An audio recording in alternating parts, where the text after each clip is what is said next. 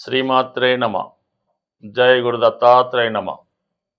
ఈ వీడియోలో మనం మీనరాశి వారికి ఫిబ్రవరి నెల మాస ఫలితాలు తెలుసుకుందాం.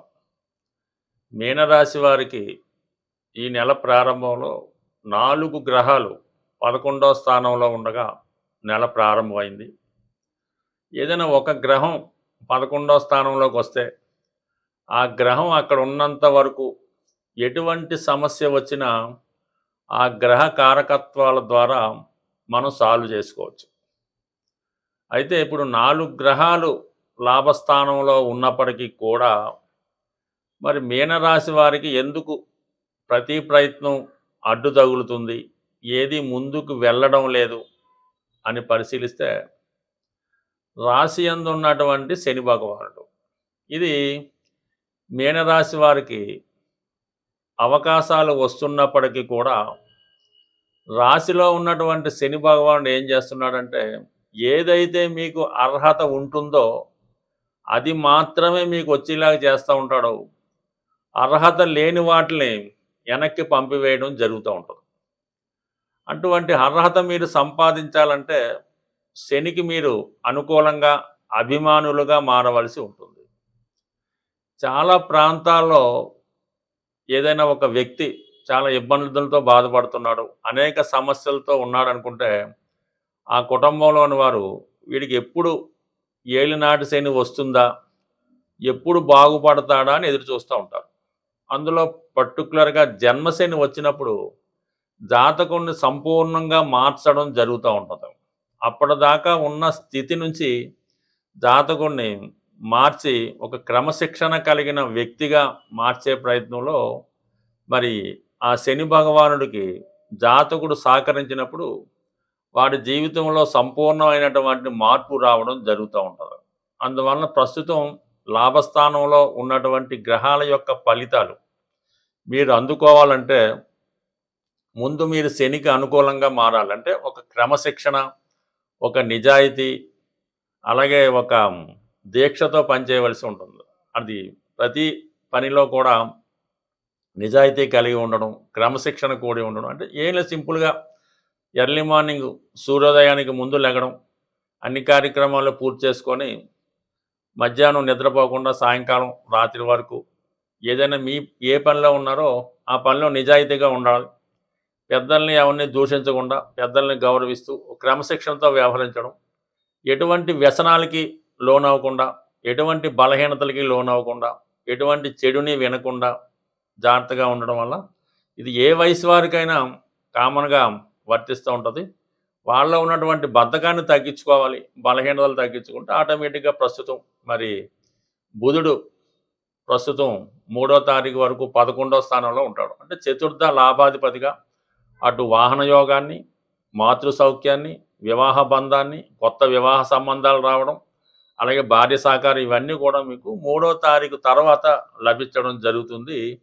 మరి ఈ ప్రస్తుతం ఉన్నటువంటి బుధుడు 11 నుంచి 12కి రావడం జరుగుతుంది. ఎప్పుడో 3వ తారీఖు తర్వాత 12లోకి ఎప్పుడైతే బుధుడు వచ్చాడో ఆటోమేటిక్గా కొంతవరకు కొన్ని అనుకోని కొత్త ఖర్చులు, అంటే ఏదైనా స్థిరాస్తి కొనడం, వాహనం కొనడం, విద్యార్థులు అయితే చదువు మీద ఎక్కువ పుస్తకాలు కంప్యూటర్లో కొనడం జరుగుతూ ఉంటుంది.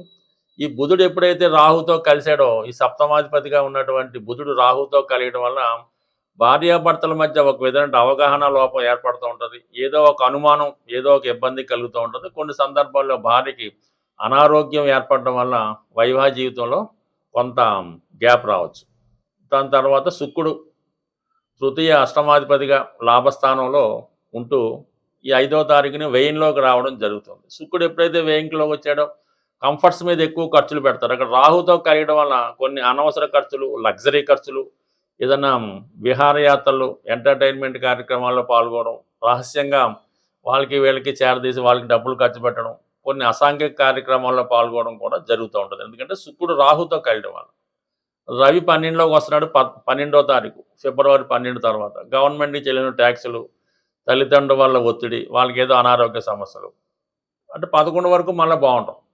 దాని తర్వాత వచ్చే కుజుడు ఇంచుమించు 23 వరకు కుజుడు లాభస్థానంలో ఉండడం వల్ల ధన భాగ్యాధిపతిగా ఎటువంటి సమస్యకైనా ఏదో విధంగా ధన సహకారం లభిస్తుంది. అటు అన్నదమ్ముల ద్వారా, మిత్రుల ద్వారా, స్వయం కృషి ద్వారా వస్తుంది. 23 తర్వాత కుజుడు కూడా 12లోకి వెళ్ళడంతో ఆటోమేటిక్‌గా కొన్ని అనుకోని ఖర్చులు రావడం జరుగుతూ ఉంటుంది. బట్ ఏదైనా ఇటు వచ్చినటువంటి లాభాన్ని పొందాలన్నా, అటు వ్యయంలో ఉన్నటువంటి పే చేయాలన్నా కూడా ముందు మీకు మీరుగా సంసిద్ధంగా ఉంటే ఆటోమేటిక్‌గా ఎటువంటి సమస్యలైనా సులభంగా పరిష్కరించుకోవచ్చు. బట్ ఏదీ కాకుండా మరి ఇదే పద్ధతి కొనసాగిస్తూ శనికి మీరు బైండ్ అయిపోయారనుకోండి. అంటే నిద్ర లేకపోవడం, బద్ధకం, విమర్శించడం, ఏది లెక్క చేయకపోవడం, ఇటువంటి చిన్న చిన్న పొరపాట్లన్నీ చేసుకుంటా పోతే ఇదే కంటిన్యూ అయ్యే సూచనలున్నాయి. బట్ ఏదైనా ఈ మీనరాశి వారికి ఈ నెలలో ఉద్యోగపరంగా కొన్ని మార్పులు కూడా వచ్చే అవకాశం ఉంది.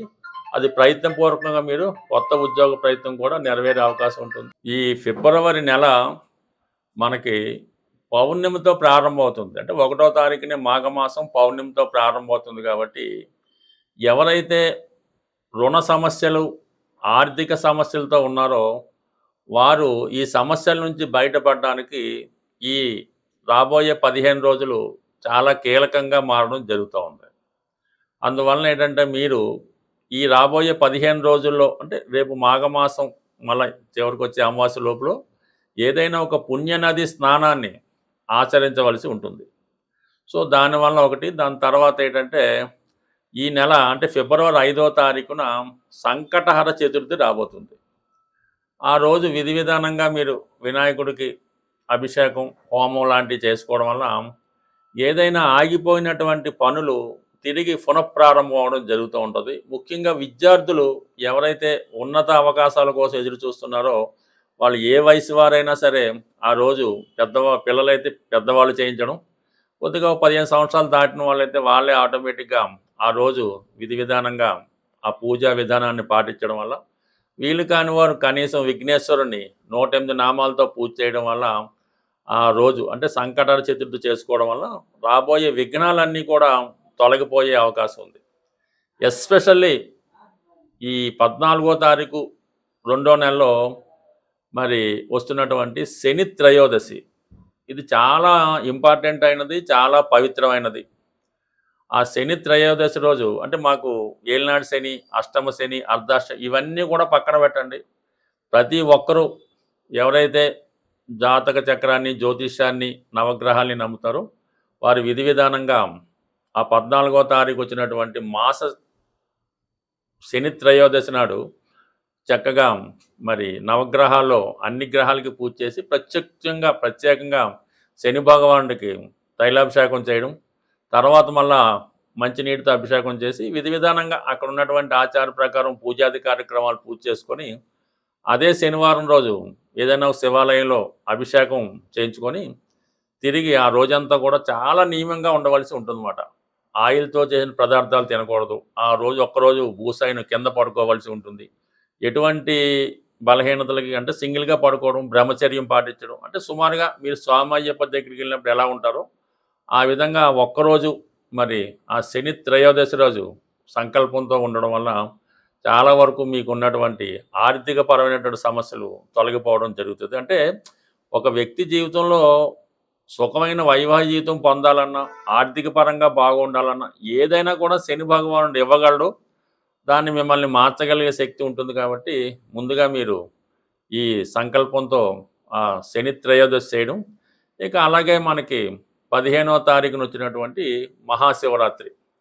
ఆ మహాశివరాత్రి రోజు విధి విధానంగా మీరు ఏదైనా ఒక పుణ్యక్షేత్రంలో స్వామిని దర్శించుకోవడం వల్ల సంవత్సరం మొత్తం మీరు మరి శివుని దర్శించుకునే పుణ్యం దక్కుతుంది కాబట్టి ఆ మహాశివరాత్రి పర్వదినాన్ని కూడా మీ యొక్క ఆచారం ప్రకారం స్వామిని దర్శించుకొని ఆ రోజు కూడా నియమంగా ఉండడం వల్ల చాలా వరకు అంటే మాఘమాసంలో చేసిన పుణ్యకార్యం అనేక రెట్లు ఫలితాన్ని ఇవ్వడం జరుగుతుంటుంది. కాబట్టి కనీసం ఈ 15 రోజులు అంటే పౌర్ణమి నుంచి మళ్ళీ వచ్చే అమావాస్య దాకా విధి విధానంగా వీలైతే ప్రతిరోజు విష్ణు సహస్రనామాన్ని పారాయణ చేయడం కానీ, ఏదైనా విష్ణుమూర్తి దేవాలయాన్ని సందర్శించడం కానీ, వీలైతే గోవిందనామాలు పారాయణం చేయడం వల్ల కానీ 15 రోజుల్లో ఒక్కసారైనా మీరు పుణ్యనది స్నానం చేయడం వల్ల సంపూర్ణంగా మీ యొక్క సమస్యలు పరిష్కారం అవడం జరుగుతుంది. స్వస్తి.